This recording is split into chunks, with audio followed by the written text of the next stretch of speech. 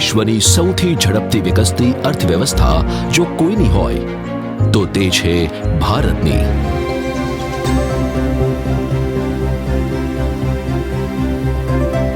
તે જ પ્રમાણે વિકસિત ગુજરાત 2047ની પરિકલ્પનાને સિદ્ધ કરવા કટિબદ્ધ છે રાજ્ય સરકાર. આ વિશ્વાસને જો કોઈએ કેળવ્યો હોય તો તે છે રાજ્યની 6 કરોડ જનતા. ગુજરાતના વિકાસની હરણફાળમાં ગુજરાતની જનતાની ભાગીદારીનો મોટો ફાળો રહ્યો છે. રાજ્યમાં પ્રથમ વસવાટ કરનાર એટલે કે મૂળ નિવાસી આદિજાતિ સમાજનો પણ ગુજરાતની વિકાસ યાત્રામાં કંઈ ઓછો ફાળો રહેલો નથી. અને એટલે જ આદિજાતિ સમાજના સર્વાંગી વિકાસ માટે સરકાર હંમેશા કટિબદ્ધ છે. આ વિકાસની પરિક્રમાને અવિરત ચાલુ રાખવા આ વર્ષે પણ સરકાર દ્વારા ઘણી લાભકારી યોજનાઓની જોગવાઈ કરવામાં આવી છે, જેના દ્વારા આદિવાસી સમાજને સમૃદ્ધિ તરફ લઈ જવાય.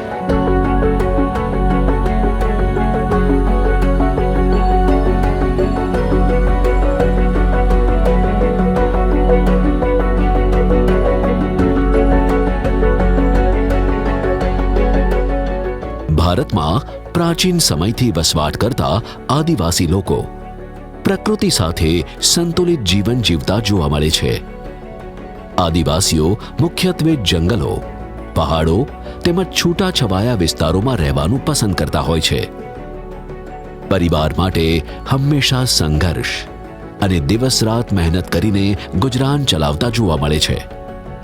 પરંતુ રાજ્ય સરકાર થકી આ સમાજને ઉપર લાવવાના પ્રયત્નો અવિરત થતા રહ્યા છે, જેના પરિણામ સ્વરૂપે આજે આ સમાજના બાળકો શિક્ષિત બની રહ્યા છે, પરિવારો સમૃદ્ધ થઈ રહ્યા છે, સારી સગવડો તથા સુવિધાઓનો લાભ લઈ રહ્યા છે. રાજ્ય સરકાર આદિવાસી સમાજના ભગવાન શ્રી બિરસા મુંડાની 150મી જન્મ જયંતિની જનજાતીય ગૌરવ વર્ષ તરીકે ઉજવણી કરી રહી છે. ભગવાન બિરસા મુંડાની જન્મ જયંતિને જનજાતિ ગૌરવ દિવસ તરીકે ઉજવવાની પરંપરા વડાપ્રધાન શ્રી નરેન્દ્રભાઈ મોદીએ શરૂ કરાવી છે. આજે જનજાતિ ગૌરવ દિવસ નિમિત્તે ભગવાન બિરસા મુંડાના જન્મસ્થાન ખૂટી આઝાદીના જંગમાં જે રીતે આદિવાસીઓના યોગદાન આપવા આગળ આવ્યા તેમ વડાપ્રધાન શ્રી નરેન્દ્રભાઈના નેતૃત્વમાં જળ, જમીન અને જંગલ સાથે જોડાયેલા આદિવાસી બાંધવોના રહેણી કરણી પ્રથાઓ અને પ્રકૃતિ સાથેના અનુકૂળને અતૂટ રાખીને વિકાસની મુખ્ય ધારામાં લાવવાની પરિપાટી વડાપ્રધાનશ્રીએ આપી છે. છેવાડાના માનવી કે જે વિવિધ યોજનાના લાભ લેવા પાત્ર છે, તમામ લાભાર્થીઓને વિવિધ યોજનાઓ હેઠળ આવરી લેવાના આયોજન સાથે યોજનાઓને 100% લક્ષ્યાંક પ્રાપ્ત કરવા માટે ગામડાઓમાં સંબંધિત વિભાગના અધિકારીઓ દ્વારા માર્ગદર્શન પૂરું પાડવામાં આવ્યું છે. ભગવાન શ્રી બિરસા મુંડાની 150મી જન્મ જયંતિ જનજાતીય ગૌરવ વર્ષ. ભગવાન શ્રી બિરસા મુંડા આદિવાસી સ્વાતંત્ર્ય સેનાની હતા. બ્રિટિશ શાસન સામે આદિવાસી સમાજના હકો માટે ઉગ્ર સંઘર્ષ કરીને તેમના સમાજને સામાજિક અને ધાર્મિક સુધારાઓ માટે પ્રેરણા આપતા હતા.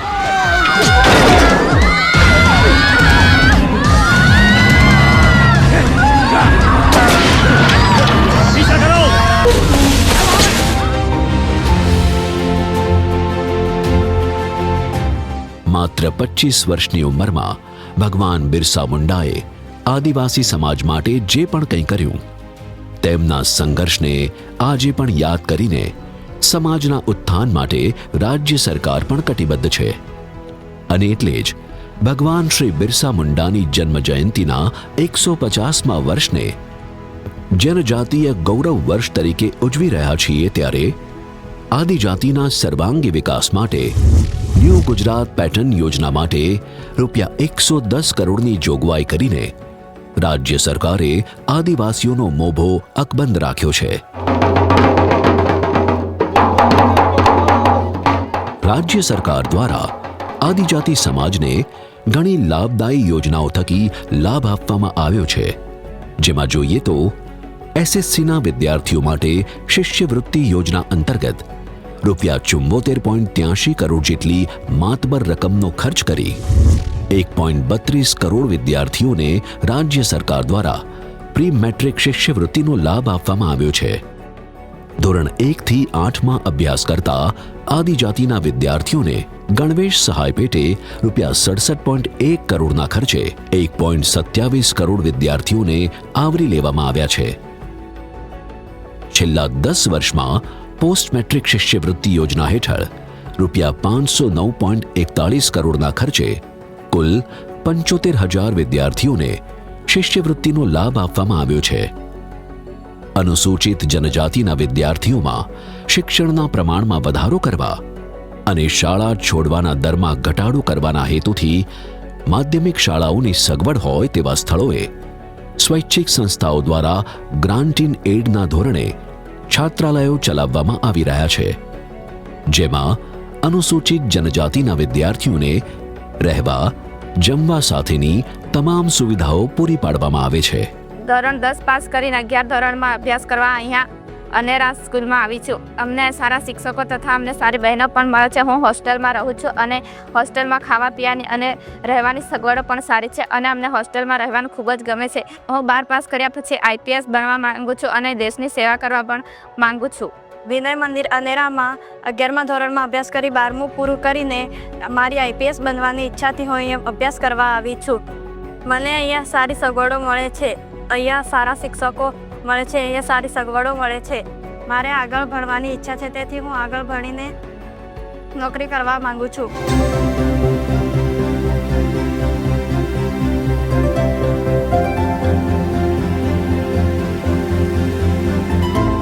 આ યોજના અંતર્ગત હાલમાં 920 છાત્રાલયમાં અંદાજે વાર્ષિક 50,336 વિદ્યાર્થીઓ રહી રહ્યા છે. આ યોજના હેઠળ છેલ્લા 10 વર્ષમાં ₹700.11 કરોડની માતબર રકમ ખર્ચ કરવામાં આવી છે. આદિજાતિ વિસ્તારમાં શિક્ષણના પ્રમાણમાં વિસ્તાર માટે આશ્રમ શાળા યોજનાનો અમલ કરવામાં આવ્યો છે. આ આશ્રમ શાળાઓમાં બુનિયાદી શિક્ષણના અભિગમથી શિક્ષણ આપવામાં આવે છે. વિદ્યાર્થીઓને નિવાસી શિક્ષણ સુવિધાઓમાં શિક્ષણ અને રહેવા જમવાની સુવિધાઓ વિના મૂલ્યે આપવામાં આવે છે. આ આશ્રમ શાળાઓમાં ધોરણ 1 થી 8 અને ઉત્તર બુનિયાદી આશ્રમ શાળાઓમાં ધોરણ 9 થી 12 અને ઉચ્ચતર ઉત્તર બુનિયાદી આશ્રમ શાળાઓમાં ધોરણ 11 અને 12ના શિક્ષણની સુવિધાઓ આપવામાં આવી રહી છે. મારું નામ દ્રાંગી મમતાબેન શકરાભાઈ છે. હું ઉદયપુર ગામથી આવું છું. પ્રાઇમરી સ્કૂલથી માધ્યમિક સ્કૂલમાં આવ્યા ત્યારે અમને ખબર પડી કે ઘણા બધા અમને આ સ્કૂલમાં લાભો પણ મળે છે. અહીંયા સારું ભણવાનું, લખવાનું, વાંચવાનું અને આ સારી નવી પણ હોસ્ટેલ બની છે અમારા માટે. અમને અહીંયા ખાવાનું પણ સારું મળે છે, રહેવાનું પણ સારું અને અમને ઘણા બધા લાભો પણ મળે છે અહીંયા. હું અહીંયા ભણીને હું આગળ પોલીસ બનવા માંગુ છું અને પોલીસ બનીને હું સમાજમાં દેશની સેવા કરવા માંગુ છું. મારું નામ કલાસવા દિવ્યાબેન હરીશભાઈ છે. હું ધોરણ 8માં ભણું છું. મને અહીંયા સ્કોલરશીપ પણ મળે છે, મને અહીંયા પુસ્તકો પણ મળે છે, મને અહીંયા જમવાનું પણ સારું મળે છે. અહીંયા હું 3 વર્ષથી રહું છું. અહીંયા મને રહેવાનું પણ ગમે છે. બાળકો અતિ પછાત, જેમના ભણવા બાબતે, રહેવા બાબતે જે કોઈ વ્યવસ્થા નથી, એવા અતિ ગરીબથી ગરીબ બાળકોને અમે અમારી શાળા સુધી બોલાવી ભણાવીએ છીએ. તેનો ખર્ચો શાળા સંસ્થા મંડળ ભોગવે છે. સરકારની યોજનાઓના કારણે આ બાળકો 8મું ધોરણ, 10મું ધોરણ, 12મું ધોરણ ભણી આરી સ્કૂલના બાળકો શિક્ષકો, વકીલો, એડવોકેટ, ડૉક્ટર, આર્મી, પોલીસ, ચાહે કે બિઝનેસમેન પણ બનેલા છે. અવારનવાર અમે અમારા સાંસ્કૃતિક કાર્યક્રમો દ્વારા આ જે ગરીબ બાળકો જે રાજ્ય કક્ષાએથી જિલ્લા કક્ષા સુધી આગળ વધેલા હોય છે એમને અમે પારિતોષિક કે ઇનામ વિતરણ સમયે પણ અમે એમને સરકાર દ્વારા લાભો મળતા હોય તો અમે એમને બોલાવીએ છીએ. અને એવો પ્રયત્ન પણ હોય છે કે આથી ગરીબ બાળકો જો સરકારની યોજનાનો લાભ લઈ સરકારની યોજના થકી જો એમના ભવિષ્યમાં આગળ વધતા હોય તો એમનો સંસ્થા મંડળ અને શિક્ષકો હર્ષ, ઉલ્લાસ અને ગર્વની લાગણી અનુભવશે. હાલ રાજ્યમાં કુલ 661 શાળાઓમાં 1,01,615 વિદ્યાર્થીઓ દર વર્ષે લાભ લઈ રહ્યા છે. આ યોજના હેઠળ છેલ્લા 10 વર્ષમાં 2709.15 કરોડનો ખર્ચ કરવામાં આવ્યો છે.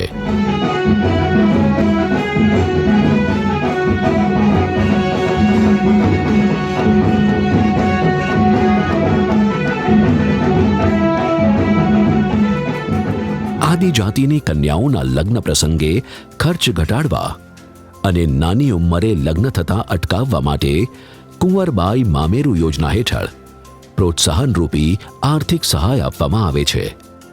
મારે 2 સંતાનો છે, તેમાં એક બાબો છે, એક બેબી છે. હું ઘર કામ કરીને મારું ગુજરાન ચલાવું છું.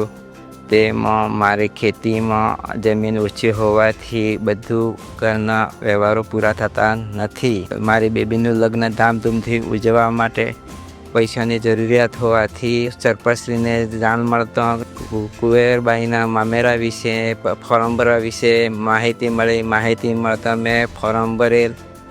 સરકારશ્રીના અનુસાર ફોર્મ ભરતા મને સરકારશ્રી તરફથી સહાય મળતા મેં મારી દીકરીનું લગ્ન ધામધૂમથી ખૂબ ઉજવ્યું. કુંવરબાઈના મામેરા વિશે અમને લાભ મળેલ એ બદલ સરકારશ્રીનો હું ખૂબ ખૂબ આભાર માનું. અમારી પરિસ્થિતિ સારી નથી. 4 દીકરીને 1 દીકરો છે. હા, દીકરીને લગ્ન લીધું હતું. પાસે પૈસા નહોતા. કુંવરબાઈને અમે યોજનાની વાત કરી. અમે ફોર્મ ભર્યું. સરકારે અમને પૈસા આપ્યા. એ પૈસાને અમે દીકરી મામેરું ભર્યું. અમે સરકારને ખૂબ આભાર માનીએ છીએ.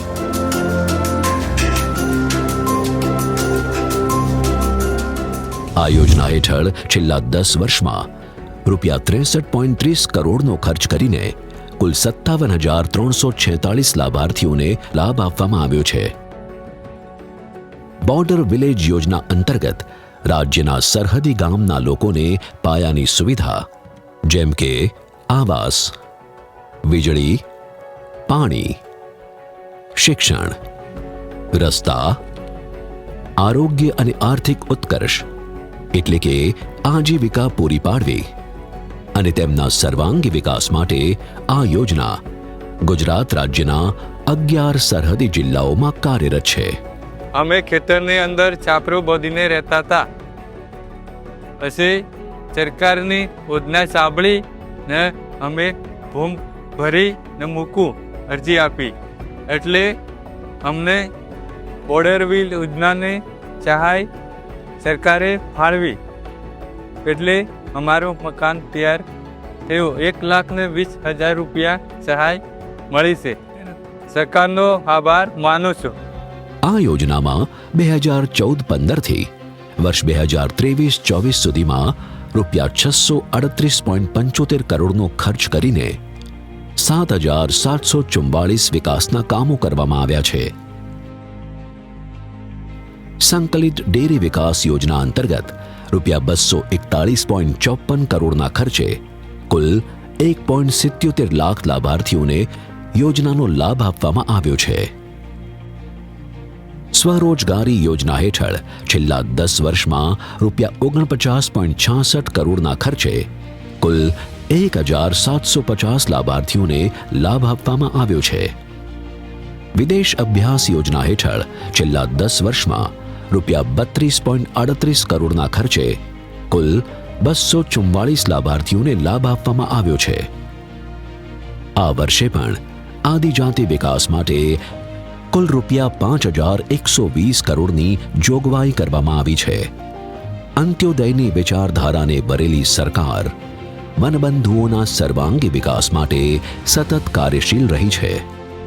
વનબંધુ કલ્યાણ યોજના 2 અંતર્ગત વર્ષ 2021-22માં આગામી 5 વર્ષમાં 1 લાખ કરોડની ફાળવણી કરવાની જાહેરાત કરવામાં આવી હતી, જે અંતર્ગત માર્ચ 2025ના અંત સુધીમાં 69.882 કરોડની ફાળવણી કરવામાં આવી છે અને આ વર્ષે અંદાજિત 30.121 કરોડની ફાળવણી કરવામાં આવી છે.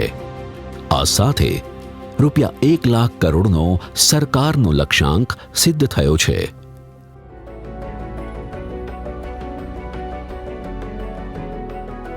તે જ પ્રમાણે સરકારી છાત્રાલય, આદર્શ નિવાસી શાળા, એકલવ્ય મોડલ રેસિડેન્શિયલ સ્કૂલ તેમજ ગર્લ્સ લિટરસી સ્કૂલના બાંધકામ માટે રૂપિયા 912 કરોડની માતબર રકમની જોગવાઈ કરીને આદિજાતિ વિદ્યાર્થીઓના ભવિષ્યને ઉજ્જવળ બનાવવાનો અભિગમ રહ્યો છે. અંદાજે 3 લાખ વિદ્યાર્થીઓને પોસ્ટ મેટ્રિક શિષ્યવૃત્તિ આપવા માટે રૂપિયા 75 કરોડની જોગવાઈ કરવામાં આવી છે. રાજ્યની 664 આશ્રમ શાળાઓમાં અભ્યાસ કરતા અંદાજે 1 લાખ વિદ્યાર્થીઓ માટે રૂપિયા 547 કરોડની જોગવાઈ કરવામાં આવી છે. આદિજાતિના વિદ્યાર્થીઓ માટેની સરકારી છાત્રાલય માટે અંદાજિત 70,000 વિદ્યાર્થીઓ માટે રૂપિયા 313 કરોડની જોગવાઈ કરવામાં આવી છે.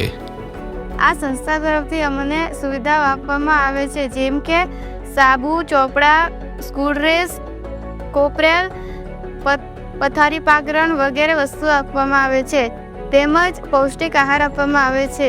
તે આહારનો કોઈ પણ ફી કે ચાર્જ લેવામાં આવતી નથી. તે સરકાર તરફથી ફ્રીમાં આપવામાં આવે છે.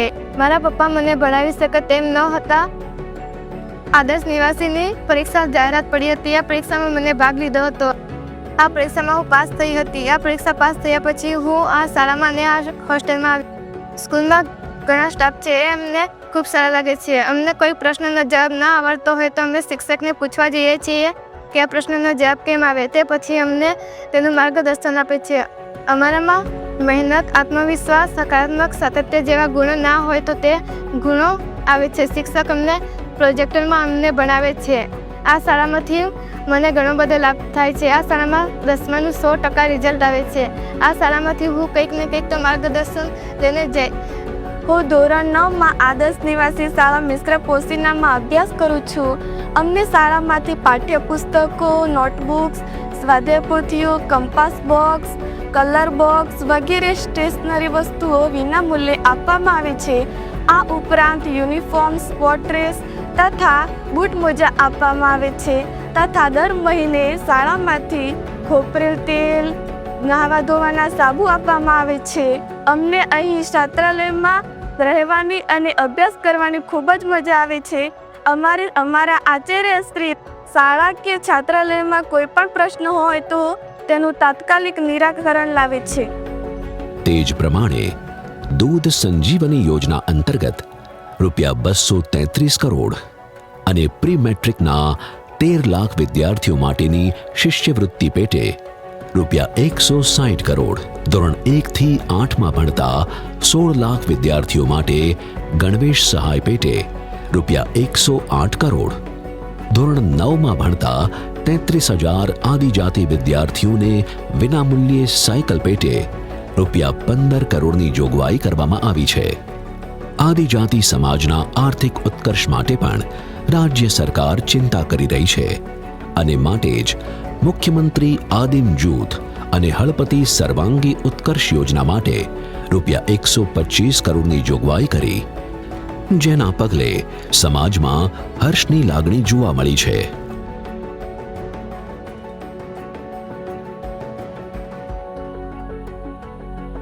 મુખ્યમંત્રી વન અધિકારી ખેડૂત ઉત્કર્ષ યોજના હેઠળ રૂપિયા 102 કરોડની જોગવાઈ કરવામાં આવી છે. તે જ પ્રમાણે સંકલિત ડેરી વિકાસ યોજના હેઠળ રૂપિયા 87 કરોડ, કૃષિ વૈવિધ્યકરણ યોજના હેઠળ ખેડૂતોની સહાય પેટે રૂપિયા 42 કરોડની જોગવાઈ કરવામાં આવી છે. આદિજાતિ વિસ્તારની નિવાસી શાળાઓમાં ગ્રીન કેમ્પસ બનાવવા માટે રૂપિયા 7 કરોડની જોગવાઈ કરવામાં આવી છે, જેના પગલે આદિજાતિ સમાજના બાળકોમાં હર્ષની લાગણી ઉત્પન્ન થઈ છે. આદિજાતિ સામાજિક ઉત્કર્ષ માટે પણ સરકાર દ્વારા વ્યક્તિગત આવાસ સહાય માટે રૂપિયા 99 કરોડની જોગવાઈ કરવામાં આવી છે.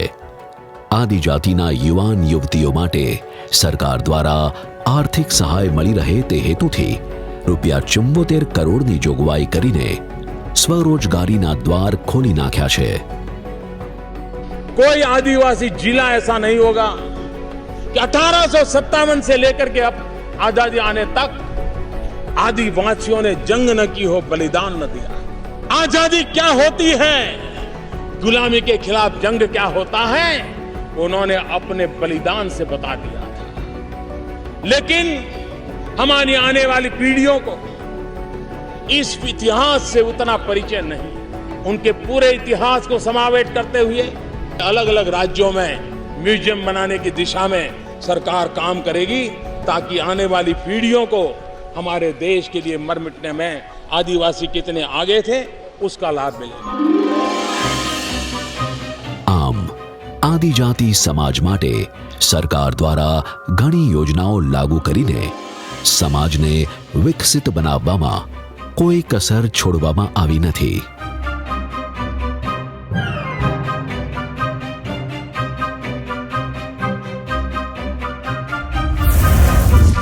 ભગવાન શ્રી બિરસા મુંડાની 150મી જન્મ જયંતિ જનજાતીય ગૌરવ વર્ષ